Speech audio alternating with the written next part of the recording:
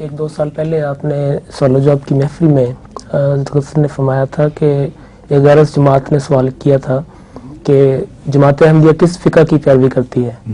تو حضرت اقدس نے فرمایا تھا کہ عمومی طور پر ہم فقہ حنفی کی پیروی کرتے ہیں، لیکن میرے خیال میں بعض امور میں حضرت امام شافعی کا موقف قرآن کے سنت کے زیادہ قریب تر ہے۔ حضور اسی کانٹیکس میں میرا سوال یہ ہے کہ قرآن کریم میں مختلف مقامات پر سجدات آتے ہیں، سجدہ تلاوت، صرف ایک مقام پہ لکھا ہوتا ہے کہ سجدہ اندو امام الشافعی، سورہ حج کا آخری سجدہ جو دوسرا،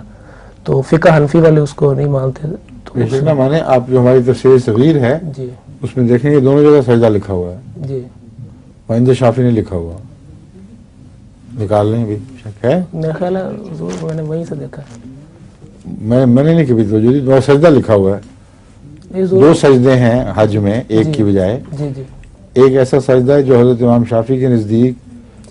ہونا چاہیے تھا، اور جماعت احمدیہ کا مسلک یہی ہے وہاں سجدہ کرتی ہے،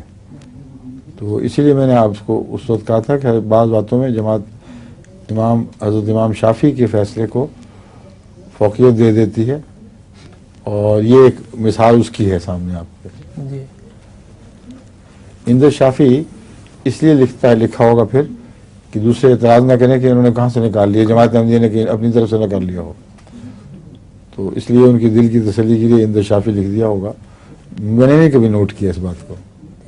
ٹھیک ہے۔ حضور سورہ صاد میں جو سجدہ ہے جی حضرت امام شافعی کہتے ہیں کہ یہ سجدہ وہ ان کے نزدیک درست نہیں، لیکن جو فقہ حنفی والے ہیں وہ کہتے ہیں کہ ہم مانتے ہیں، ہم مانتے ہیں۔ اس کی یہ جو بنیادی اصول ہے وہ یہ ہے کہ سجدے میں تکلیف کیا ہے، جماعت احمدیہ کی یہ مسئلہ اصل میں یہ ہے جی جی کہ جہاں ایک بزرگ امام سمجھتا ہے کہ سجدہ ہے، دوسرا مانے نہ مانے، سجدہ کرنے میں نقصان کیا تمہارا، کر دو تو اچھا ہوگا، صحیح، سمجھے؟